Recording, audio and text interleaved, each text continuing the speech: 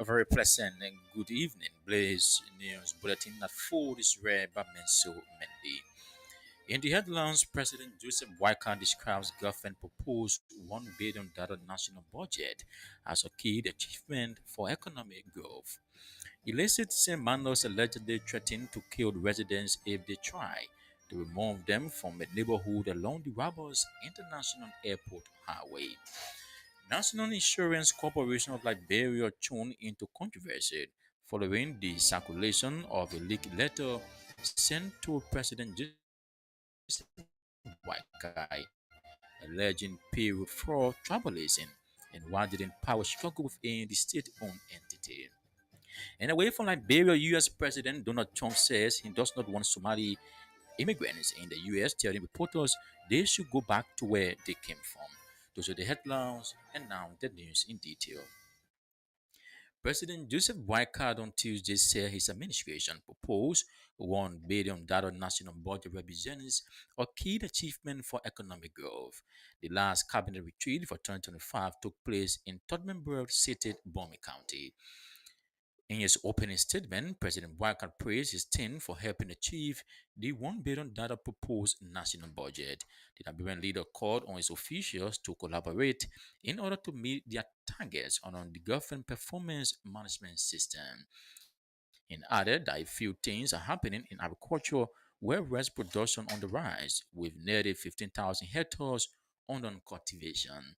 The president also praised citizens for supporting the security sector in the fight against drugs.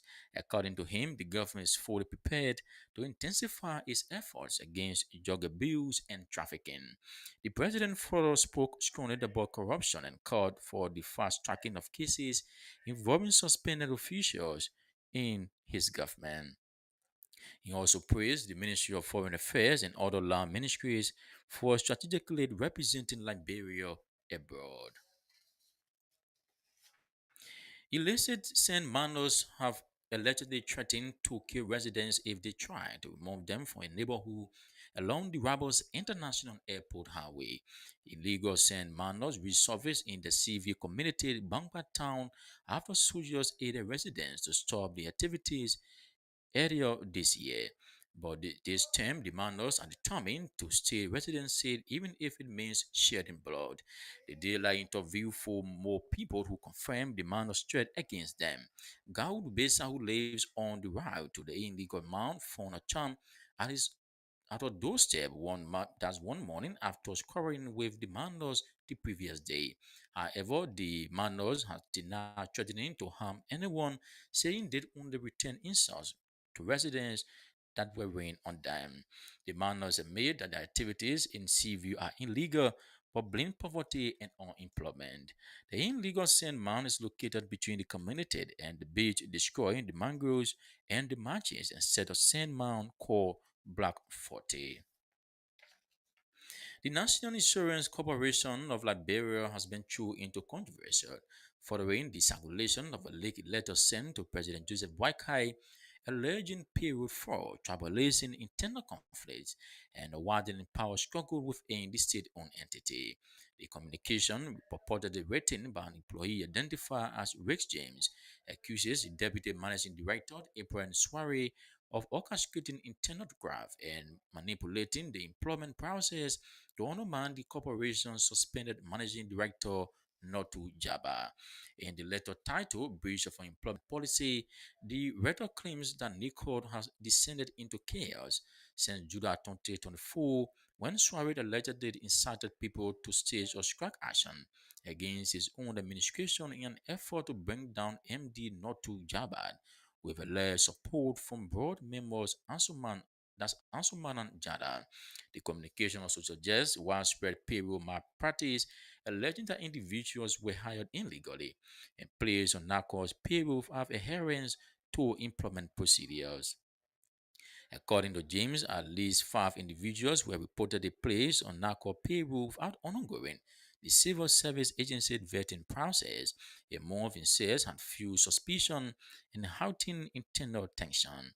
He alleged the acting managing director, Abdullah Swari, human resource manager Vested Conan, Acting board chair Asuman Jalan may have been involved in manipulating, padding, and altering the corporation's CSA period between October and November. That's October and December 2025.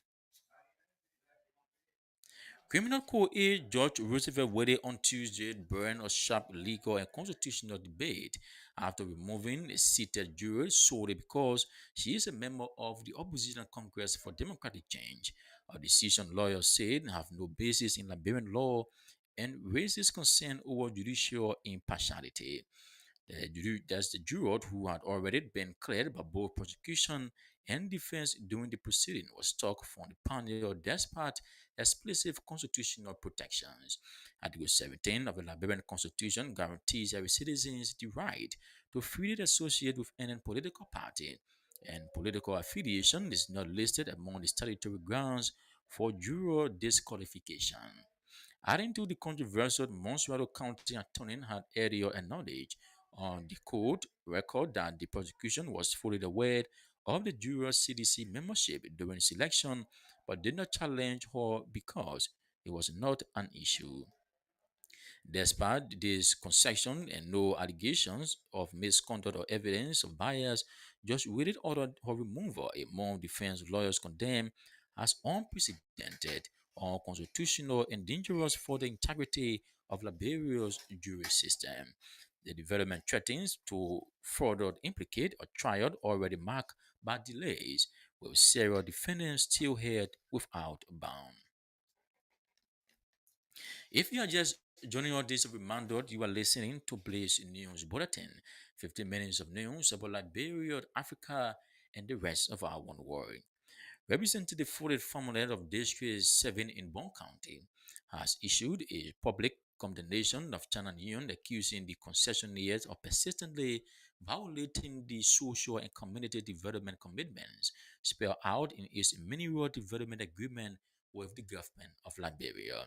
Speaking on behalf of residents of Famion and Samuel District, home to the company's bondman operation, the lawmaker said China Union continues to extract and transport iron ore to China while failing to deliver the essential benefit promised to impacted communities. He described the company's conduct as an affront to local citizens and a breach of both the spirit and letter of its binding agreement. According to the lawmaker, communities have endured years of unfulfilled assurances since China Union took over the bondman's concession. He noted that the MDA requires the company to provide meaningful employment opportunities for local residents, invest in community development programs, and support key infrastructure such as roads, schools, and health facilities. However, he said these obligations remain largely unmet despite ongoing large-scale mining and export activities. He stressed that residents have grown increasingly frustrated with the widening gap between the company's commitment and the lived reality in affected towns and communities. A wave of dissatisfaction and quiet outrage swept through the Liberian Senate on Tuesday as lawmakers reacted to a briefing by the chairman of the Senate Committee on Ways, Means, Finance, and Budget, Senator Prince Moy, on a long pending bill seeking to reduce lawmakers' salaries to US 5,000. The bill titled An Act Fixing the Monthly Remuneration of the Legislature was first introduced by Senator Abraham Darius DeLon during the 54th legislature in August 2020. It resurfaced in the 55th legislature, proposing a 37.5% cut from the current US 8,000 monthly salary for each senator. For years, the bill has stuck due to the legislature reluctance to deliberate on measures that could slash members' take-home pay. On Tuesday, December 2, the Senate chambers were filled with murmurs and sad discussion as Senator Moy delivered his briefing. Atmosphere observers described as a lawmaker's familiar political maneuvering to dodge an unpopular decision. In his presentation, Senator Moy revealed that the draft national budget for fiscal year 2026 currently projects senator salary at US 8,000. However, he noted that the US 5,000 figure could be integrated into the draft budget. Moy promised to submit his committee's report to the plenary next week and emphasized the need for committee's members to affix their signature before submission. But several senators, including Joseph Yada, Simeon Taylor, and Creighton Duncan, raised concern and murmured throughout the briefing, signaling strong opposition. A joint non-member delegation coordinated by the National Elections Commission of Liberia is currently in Accra, Ghana, assessing that country's electoral system is successful implementation of electoral reforms and boundary delimitation.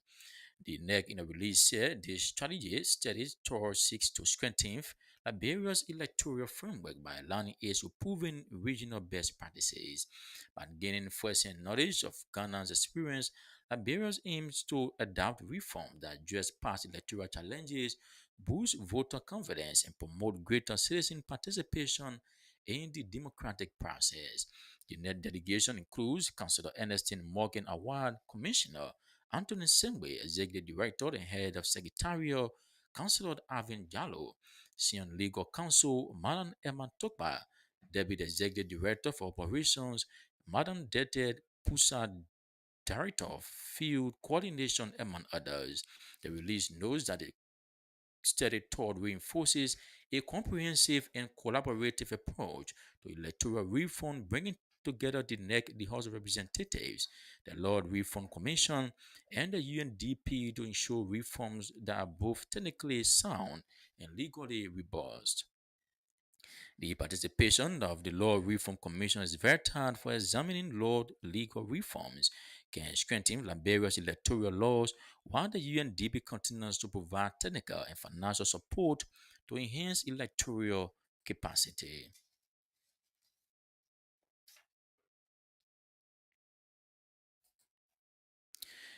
NAFAD Acting Director General Sarah Sembe says the National Fisheries and Aquaculture Authority inherited deep financial and institutional troubles, including more than US 3.1 million in liabilities and steadily declining revenue. He insisted that the agency remains committed to contributing US 500,000 to Liberia's 2026 national budget despite the challenges. Testifying before the House of Representatives on Tuesday, Senate pushed back against claims that NAFA had refused to support the government fiscal framework. He said the agency's contribution reflects the reality of what the current leadership encountered when it took over in March and the urgent need to stabilize operations before projecting higher revenue. In a way from Liberia, US President Donald Trump has said he does not want Somali immigrants, and the US telling reporters that they should go back to where they came from and their country is not good for the reason. Trump said the US will go the wrong way if they keep taking in garbage into the country. His disparaging comments came as immigration authorities were reported to be planning on enforcement operation in Minnesota last Somali community. To end this news bulletin, the recap of the major stories. President Joseph Biden describes government proposed $1 billion national budget as a key achievement for economic growth. He later sent minors allegedly threatening to kill residents if they try to remove them from a neighborhood along the Rabos International Airport Highway. National Insurance Corporation of Liberia thrown into controversy following the circulation of a leaked letter sent to President Joseph Boakai, alleging payroll fraud, tribalism, and widening power struggle within the state-owned entity. And away from Liberia, U.S. President Donald Trump says he does not want Somali immigrants in the U.S., telling reporters they should go back to where they came from. That's Blaze News Bulletin at 4 with Menso Mendy. Good afternoon and thanks for listening.